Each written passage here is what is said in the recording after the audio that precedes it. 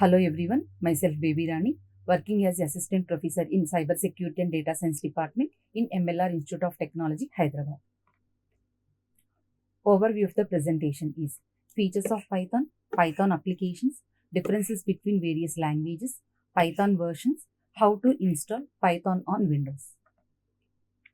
So the first one, features of Python programming. So in the last lecture, we discussed about what is Python. So now, with the help of Python programming language, we can easily write the code. Within few hours, we can learn the Python programming language. That much easy the Python programming is. The next one, easy to read also. Means by seeing the code, we can specify the significance of the code.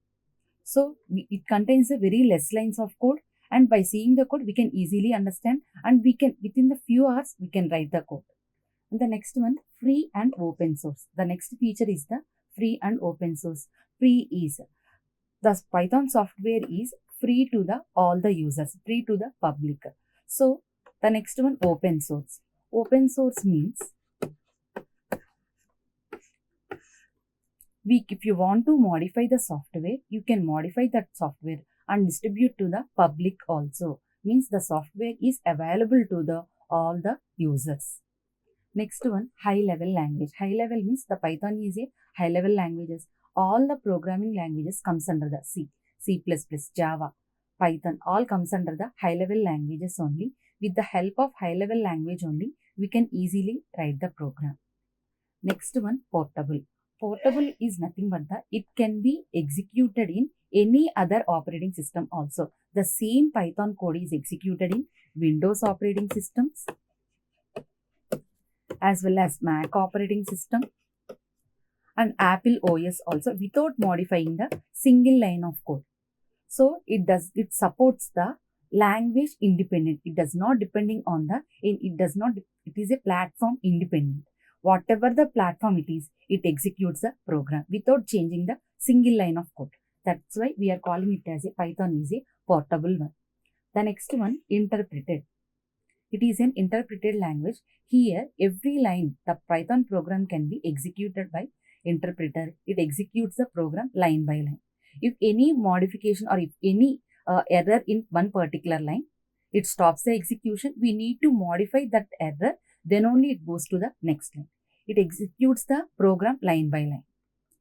The next one, object-oriented. Basically, every programming language, for example, consider C. It is a procedure-oriented language. Java, it is an object-oriented language. Like Python is also supports procedure-oriented plus object-oriented language. It combines both the languages. It supports both the languages. The next one, embeddable. So we can put our Python code in C program also. It executes that code. It is an embeddable. The Python program is an embeddable one. So we are having some C programs are there. Some C program is there. In that you can keep the Python code also for the smart work, for making them smart and flexible.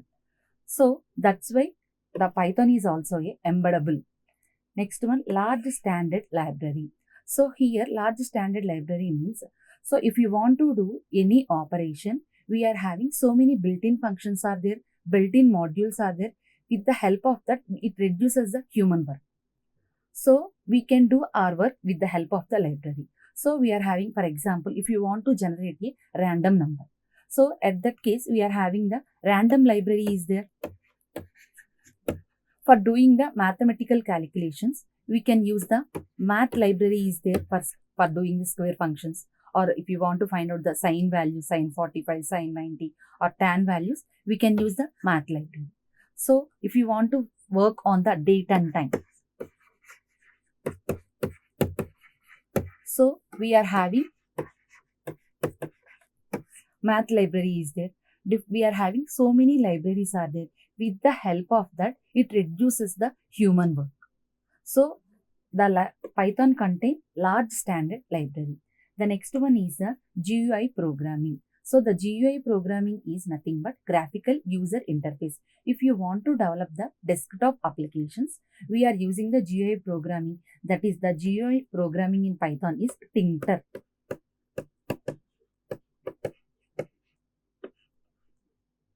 So with the help of that, we are developing the desktop applications. So here what we are doing is, if you want to get the windows or menus, checkboxes, whatever you want, we can use the GUI programming. With the help of that, we can develop the desktop applications. The next one, dynamically typed. Here, there is no need of specifying the what type of variable it is. For example, in C, whenever you want to do any operation, for example, addition of two numbers, so we have to specify the int a comma b for doing the sum. But here, there is no need of specifying the variable type. That is called as the dynamically typed. So whenever it is executing, depending on the operation, depending on the value, it understands whether it is the integer value, whether it is the double value, it will understand. So that's why Python is a dynamically typed. So these are the features of Python programming. Next one, applications of Python. So by using Python, we are developing so many applications. So here we listed some of the applications. The first one is the web application. So if you want to develop a web application, it is providing some frameworks. So the first framework is Django, Pyramid, Flask. So these three, with the help of these three, we can develop our desktop applications or the web applications. So the web application is nothing but it has to be run on internet only. For example, some forms or e-commerce websites. With the help of the internet only, we are executing our works. So all these e-commerce websites comes under the web application only. So how we are doing is with the help of Django, Pyramid, Flask. So depending on the project or depending on the software, we are using either Django or Pyramid or Flask. Flask is medium software. So means if it is a very lengthy, means we are using the Django. So the next one is the desktop GUI applications. For developing the desktop applications, we are using the TK GUI library. TK is nothing but the tinter. So the tinter is providing the windows, checkboxes, text boxes, whatever you want for designing the Windows applications, for designing the desktop applications. For example, if we are having the to-do list, if you want to develop a to-do list. So with the help of desktop GUI application, we can develop the to-do list. So it providing us so many libraries to the users. In that everything is available. So if you want a window, it is providing, it contains a minimum, maximum, close buttons are there. If you need a radio button, it is available in the Tinter GUI library. The next one is the scientific and numeric applications. So if you want to do the calculations or the high complex numbers calculations, we are going for the scientific and numerical applications. So at that case, we are using the SciPy, NumPy, Pandas and IPython. So with the help of these four only, we are developing the scientific and numerical calculations or the applications. So the next one is the business applications. In Python, with the help of the Python, we can develop the business applications also.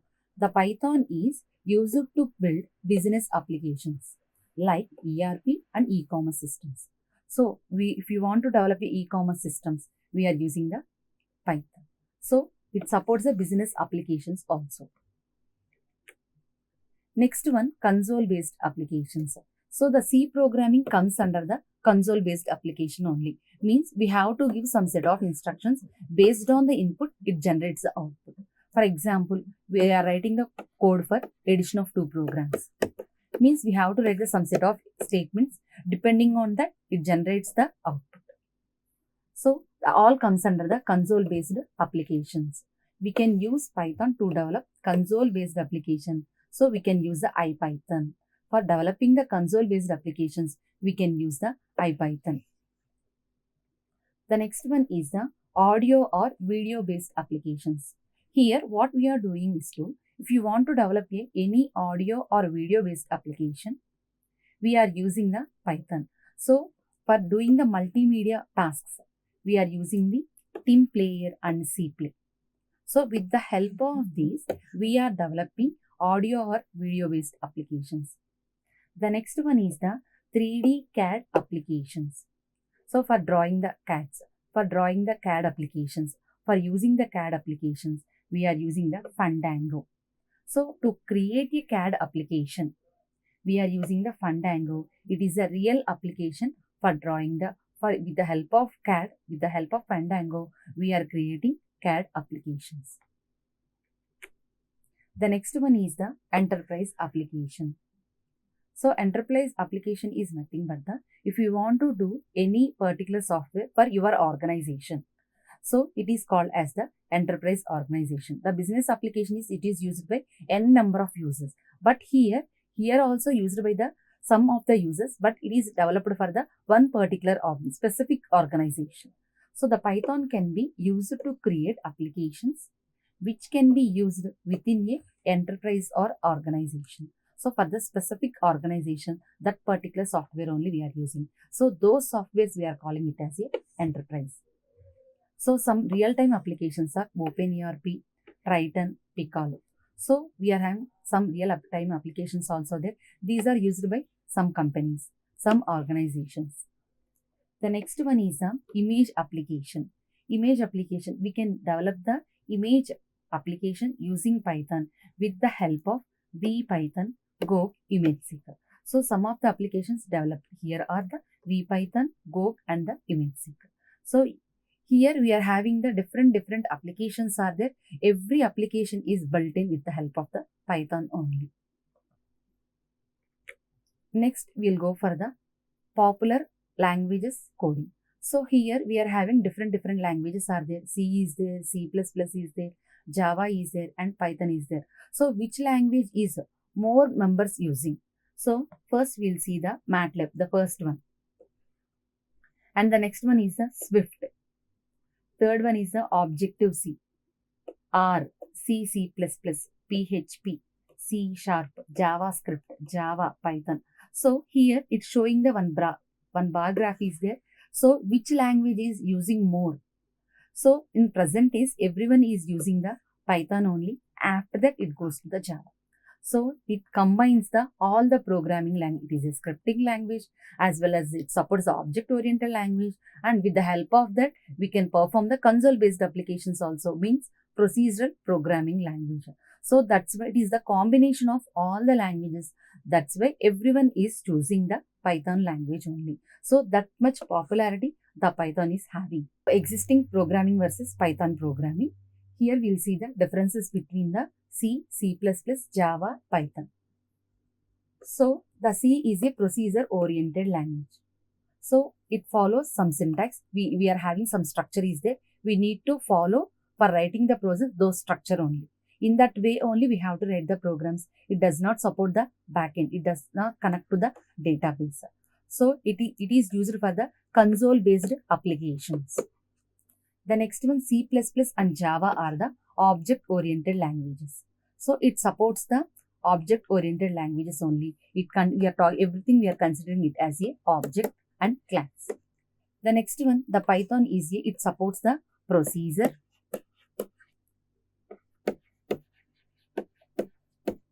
as well as the object-oriented language.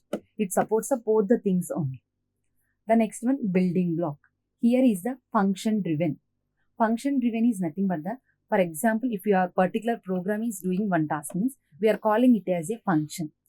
But in C++, Java, we are calling it as a method, because it is the object-oriented language. So here, what object-oriented means, everything comes under the object only. If you want to access any method, so we have to use the object. So that's why they are specifying that it is an object-driven. And Java is also object-driven as well as the class-driven. We are writing all the objects in the class.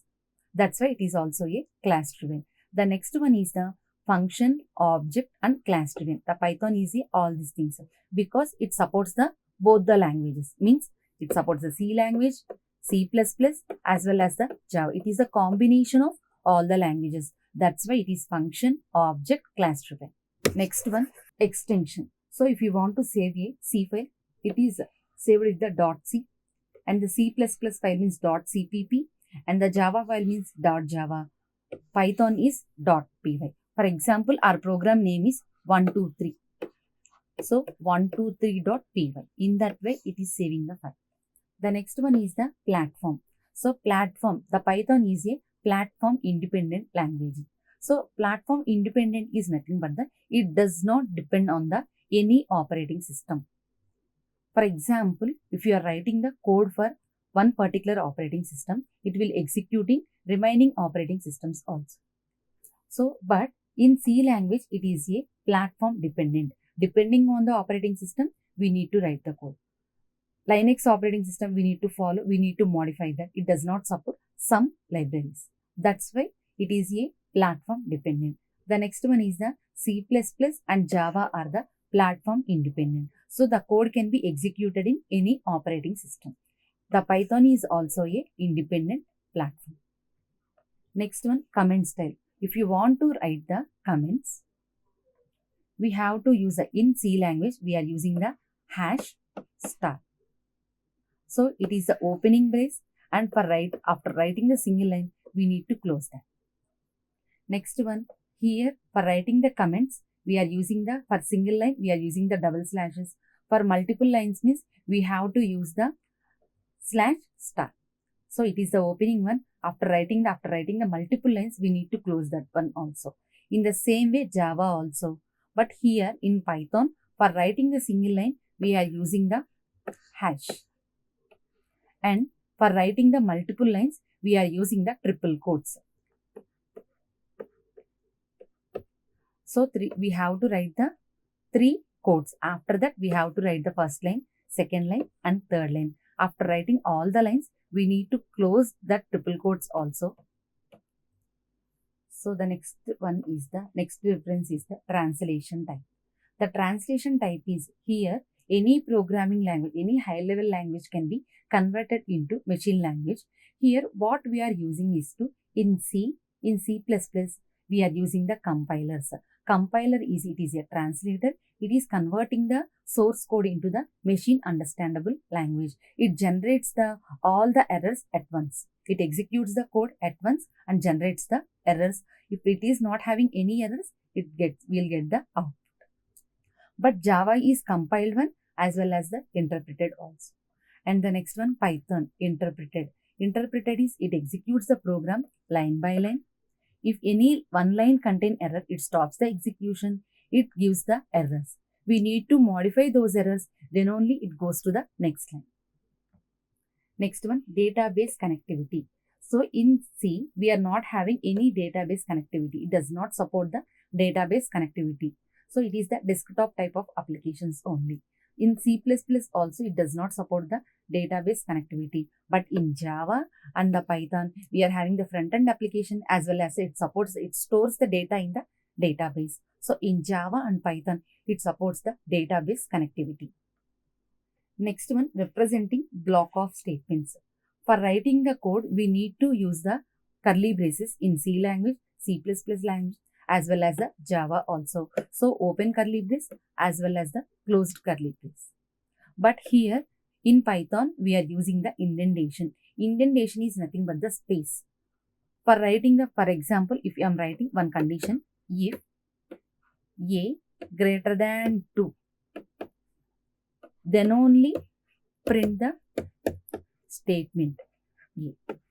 So here we are using the 4 spaces. In C, we are using the curly braces, but here what we are using is indentation. Indentation is nothing but the 4 spaces we have to use. 4 spaces we have to write. That is called as the indentation. Next one is the declaring variables. In Python, there is no need of specifying what type of variable it is. Not required. So that's why in the feature also I said dynamically typed. Dynamically typed means there is no need of specifying the variable type. But in C, in Java, we need to specify what type of data it is. For example, it is an integer type means in A is equal to 100. Int B is equal to 200. Like that, we have to specify declaring the variables. But in Python, there is no need of declaring the variables. It is a dynamically typed Python language. Next one is the applications.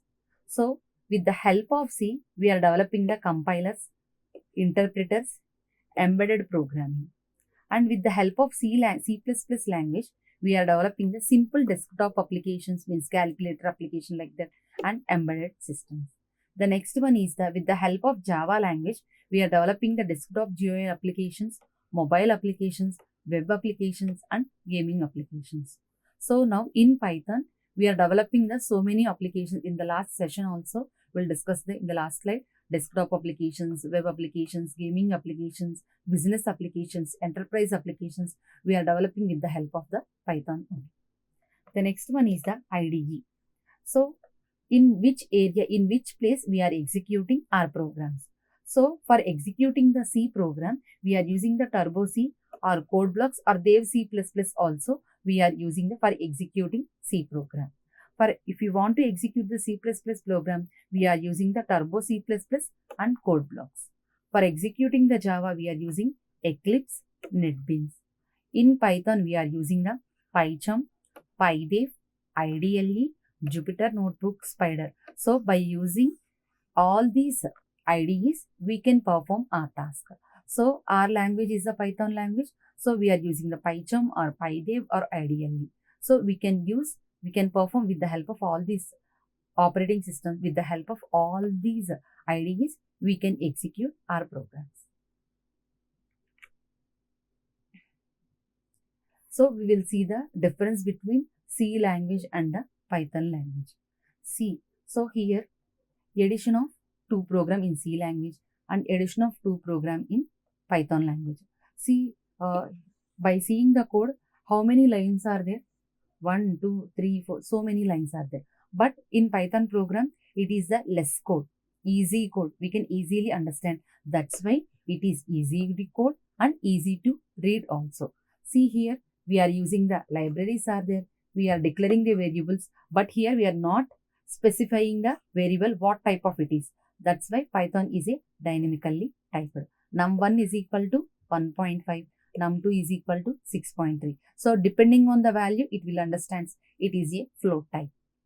It is whenever it is executing the program, it understands it is a float type. So it is performing the sum operation. So here we need to specify the A value, B value. After entering the A, B values, we need to enter the values also. We need to perform the sum. After that, we need to store that value in another variable. We are printing that value. So that is the difference between C and Python program. So the C contains more number of lines compared to the Python. So that's why it contains a less code and easy to code and easy to read also. And again, it is a dynamically typed.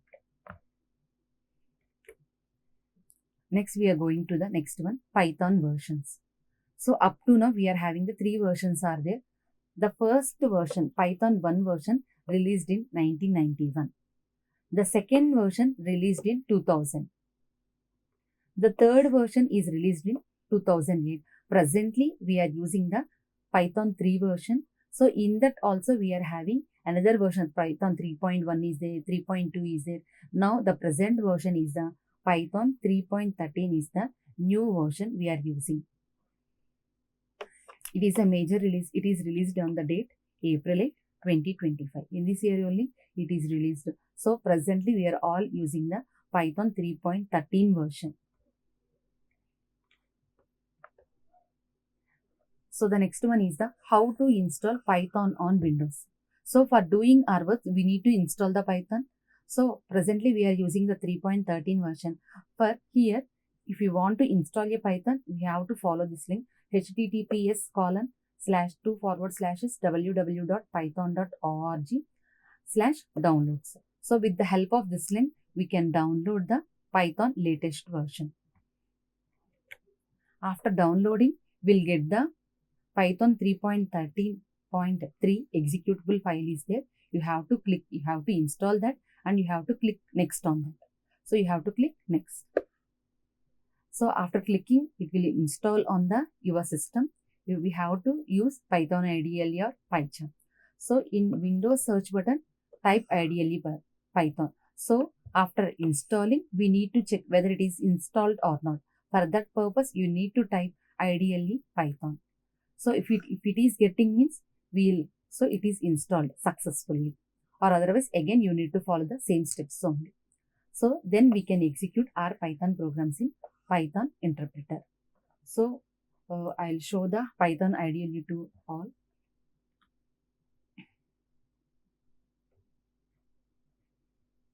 Here we need to type ideally. So means it is already installed. So in this way it is showing. So the Python can be operated in two ways.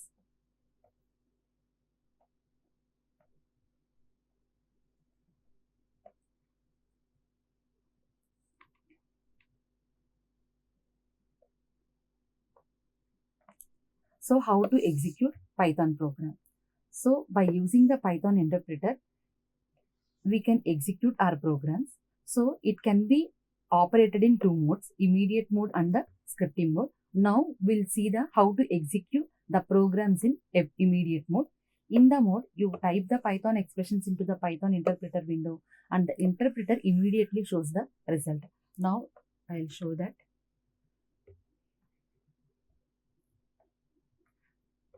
So this is the interpreter mode. It is a Python interpreter. Here we can write our programs. This is the immediate mode. So for example, I am writing simple program print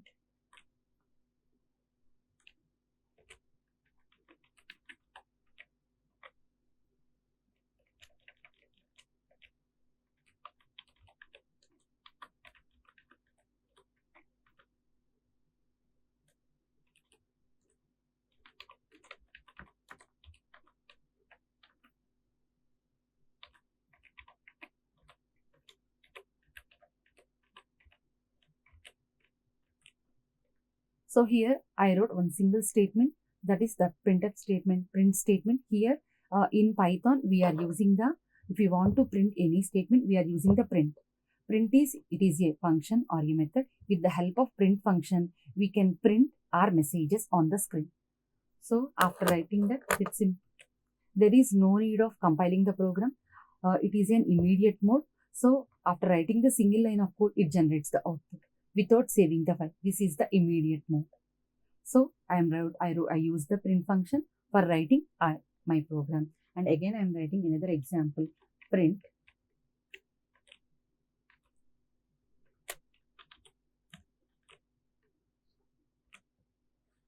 so 5 plus 10. So in this way, we are working with the immediate mode. The next one is the script mode. So the script mode is, so we can open ideally Python, then click on file. So how we are going to the, if you want to do the, if you want to write the script, we have to use the script mode. Means it contains more operations, it contains more than one line. So at that case, we have to use the script mode. For simple operations, for simple executable statement, we can use the immediate mode. So here in script mode, we can open the ideally Python. After that, we have to open the new file. In that, you have to select the Python program. I'll show that one also. So here we are having the at left hand side file option is there. In that new, you have to select the new file. In this area, we have to write the script operations. For example, if you want to perform the summation of two numbers, it is called as the script mode. So here also I am writing one program.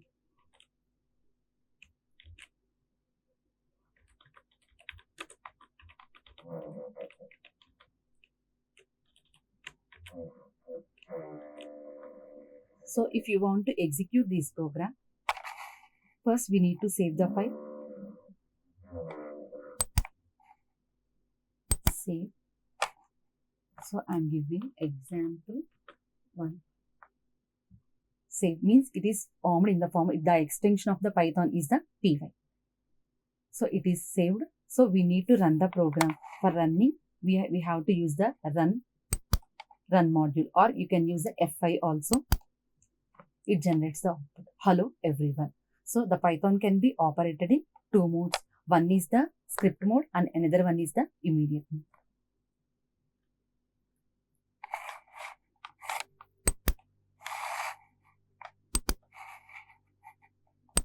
So in this way, we are using the Python ideally. With the help of that, we are doing our tasks.